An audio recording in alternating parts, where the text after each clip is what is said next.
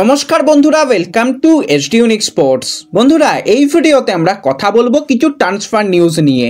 Winter transfer window open রয়েছে, বেশ কিছু আমরা ট্রান্সফারের আপডেট দেখতে পাচ্ছি, সেগুলো তোমাদের সঙ্গে শেয়ার করব। ইস্ট বেঙ্গলের সঙ্গে যে নতুন একজন বিদেশি প্লেয়ারের নাম জুড়েছিল, সেই বিদেশি প্লেয়ারকে নিয়েও কিন্তু একটা বড় আপডেট শেয়ার করার সাথে সাথে ইস্ট বেঙ্গলকে নিয়েও কিন্তু আমরা আলোচনা করে নেব একটু এই ভিডিওতে। তার আগে একটাই রিকোয়েস্ট, চ্যানেলে যারা প্রথমবারের জন্য এসেছো মনে করে চ্যানেলটাকে সাবস্ক্রাইব করে নাও, তাহলে তোমাদের প্রিয় দলের খেলার সমস্ত আপডেট তোমরা এখানে পেয়ে যাবে। তো চলো আর দেরি না করে ভিডিও শুরু করা যাক। তো প্রথমেই যদি আমরা কথা বলি একজন ইন্ডিয়ান প্লেয়ারকে নিয়ে, বেশ কিছুদিন ধরেই যে কথাটা শোনা যাচ্ছিল তোমাদের সঙ্গে শেয়ার করেছিলাম। 24 বছর বয়সী ভারতীয় উইঙ্গার রাহুল কেপি, যে কিন্তু কেরালা ব্লাস্টার্সের সঙ্গে 2025 সাল পর্যন্ত কন্ট্রাক্টেড রয়েছে। তো সেই রাহুল কেপির দিকে কিন্তু নজর রাখছিল ওড়িশা এফসি, এবং রাহুল নিজেও চাইছিল দল পরিবর্তন করতে। ট্যালেন্টেড প্লেয়ার, কিন্তু সেইভাবে নিজে যে প্রচুর হার্ডওয়ার্ক করে সেরকমটা নয়, কিছুটা মেজাজ রয়েছে এবং খুব একটা বেশি গেম টাইমও পায় না। তো এই কারণেই কেরালা সে দীর্ঘদিন ধরেই ছাড়ার চেষ্টা করছিল। তো অবশেষে কিন্তু কেরালার সঙ্গে সমস্ত সম্পর্ক সে ছিন্ন করলো।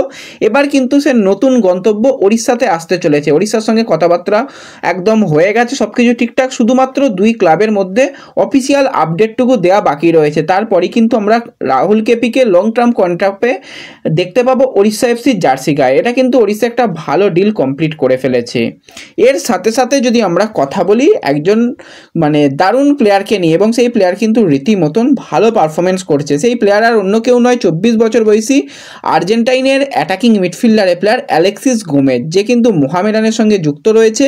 এবং মোহামেডানের হয়ে কিন্তু এই সিজনে তার কাছ থেকে আমরা একটা মাত্র গোল দেখতে পেলাম, কিন্তু যে স্কিলফুল খেলা দেখতে পাচ্ছি, এক কথায় অসাধারণ। প্রত্যেকটা ম্যাচে কিন্তু অ্যালেক্সিস নিজের পারফরমেন্স ভালো উন্নতি করছে। এবং অ্যালেক্সিসকে সেই আমরা সুদেবা দিল্লি থেকে দেখে আসি, আমার তো খুবই পছন্দের প্লেয়ার লাস্ট ইয়ার, কিন্তু অবশ্যই অ্যালেক্সিসের অবদান ছিল মোহামেডানকে চ্যাম্পিয়ন করানোর পিছনে, এবং এই সিজনেও কিন্তু ব্রিলিয়ান্ট পারফরমেন্স করছে এবং তার মার্কেট ভ্যালুও কিন্তু দিনে দিনে বেশ কিছুটা উন্নতি করেছে। এবং ভালো প্লেয়ার এবং ভার্সেটাইল রোলে সে খেলতে পারে।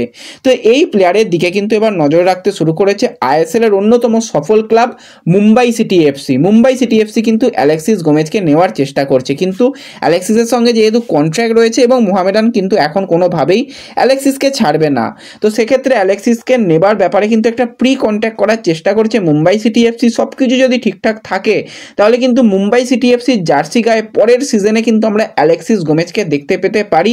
তার সম্ভাবনা অনেক অংশ বেশি। মুম্বাই সিটি এফসি কিন্তু কথাবার্তা অনেকটাই এগোনোর চেষ্টা করছে। তো দেখা যাক শেষ পর্যন্ত যদি প্রি কন্ট্যাক্টও করে নিতে পারে, সেটাও কিন্তু মুম্বাইয়ের জন্য একটা ভালো ডিল হবে।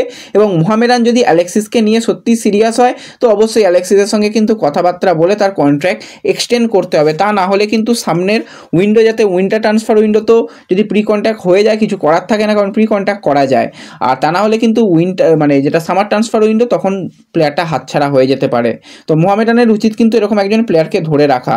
এবং সে আই লিগ জিতিয়েছে এই সিজনে। বাদবাকি বিদেশি প্লেয়ারদের পারফরমেন্স খারাপ হলেও অ্যালেক্সিসের পারফরমেন্স কিন্তু বেশ কিছুটা ভালো।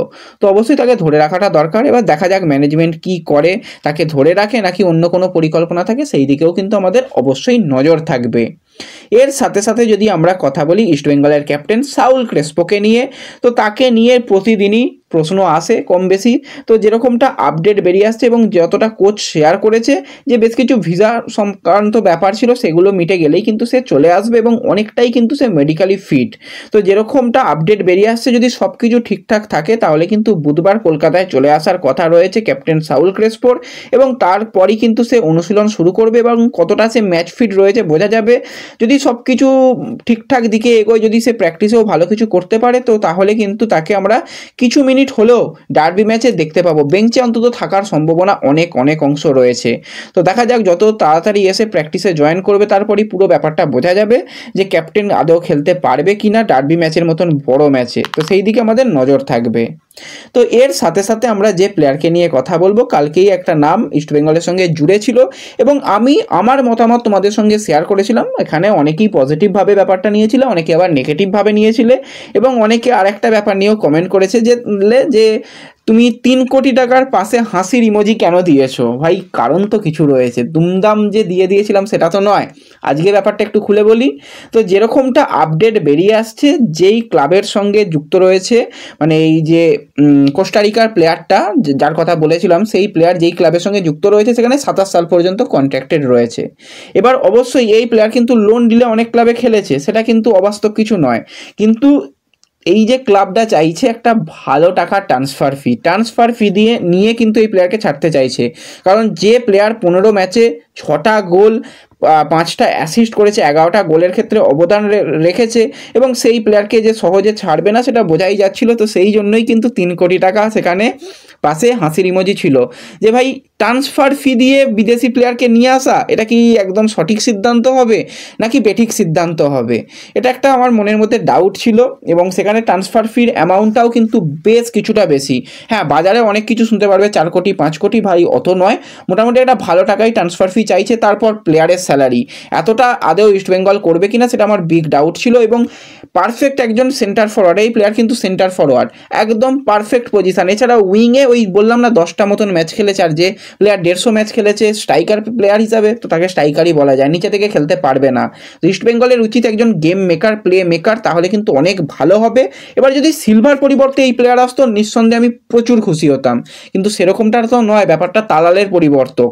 তো সেক্ষেত্রে দেখা যাক কি হয়। এবং আজকে একটা বড় মিডিয়া থেকে যেরকমটা রিপোর্ট বেরিয়ে আসছে, সেখানে তারা যেটা জানাচ্ছে যে এই যে বিদেশি প্লেয়ারের কাছে কিন্তু শুধুমাত্র ইন্ডিয়া নয়, আরও বিদেশের থেকেও অফার ছিল।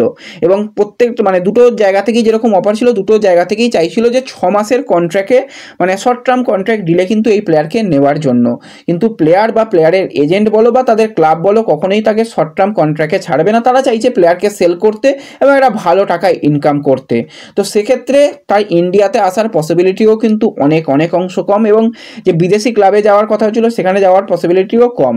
তো সেক্ষেত্রে সামনের যে 6 মাস রয়েছে, সেই 6 মাস কিন্তু এই যে লাইবেরিয়া ক্লাব, সেখানেই কিন্তু এই প্লেয়ারটা থাকার সম্ভাবনা অনেক অংশ তৈরি হয়েছে বলে সেই বড় জায়গা থেকে আপডেট রয়েছে। মানে আমাদের ইন্ডিয়ান কোনো সোর্স নয়, কিন্তু একটু বলে রাখলাম। এবং যারা আপডেট শেয়ার করছে তারা কিন্তু যথেষ্ট ভেরিফাইড একটা সোর্স, এটুকুও বললাম। এবং ইয়াগো ফালকের ব্যাপারেও কিন্তু তারা দেখলাম কিছু, গত সিজনে যেই প্লেয়ারকে নিয়ে ইস্টবেঙ্গলের নজর ছিল তাকে নিয়েও দেখলাম কিছু রিপোর্ট করেছে, এবং সেই রিপোর্টও দেখলাম একদম ট্রু। এবং আরও কিছু রিপোর্ট তাদের দেখলাম একদম ঠিকঠাক রিপোর্ট। তো সেই রিপোর্ট অনুযায়ী কিন্তু এরকমটা আপডেট বেরিয়ে আসছে। এবার দেখো, সত্যি কথা বলতে উইন্টার ট্রান্সফার উইন্ডোতে ফ্রি প্লেয়ার কিছু পাওয়া যায়, এবার ট্রান্সফার ফি দিয়ে নিয়ে আসাটা মনে হয় না যে খুব ভালো সিদ্ধান্ত হবে। যদি অন্য কোনোভাবে নিয়ে আসাটা সম্ভব হয় তো সেটা চেষ্টা করতে পারে, কিন্তু একজনকে ট্রান্সফার ফি প্লাস স্যালারি, এটা কিন্তু অনেকটাই বেশি হয়ে যাবে উইন্টার ট্রান্সফার উইন্ডোর ক্ষেত্রে। এবং ইস্টবেঙ্গল যথেষ্ট মানে হাই বাজেটের দল গঠন করেছে, তার উপর যদি এরকম শেষের দিকে এসে এত বড় খরচা করতে হয়, সেটাও কিন্তু ম্যানেজমেন্টের জন্য হয়তো চাপ হবে। সেই কারণেই অনেক প্লেয়ারের সঙ্গে কথাবার্তা চলছিল, যেরকম তার শর্ট লিস্টেড বিদেশি প্লেয়ার হিসাবে 20 জন প্লেয়ারের সঙ্গে নাকি যোগাযোগ রাখা হচ্ছিল, সেখানে এই প্লেয়ার একটা অপশান হিসাবে ছিল। তো দেখা যাক যদি বেটার কোনো অপশান পাওয়া যায়, তো তাকে যদি চূড়ান্ত করে ফেলে খুব তাড়াতাড়ি, সেরকম কোনো আপডেট এলে তোমাদের অবশ্যই জানিয়ে দেব।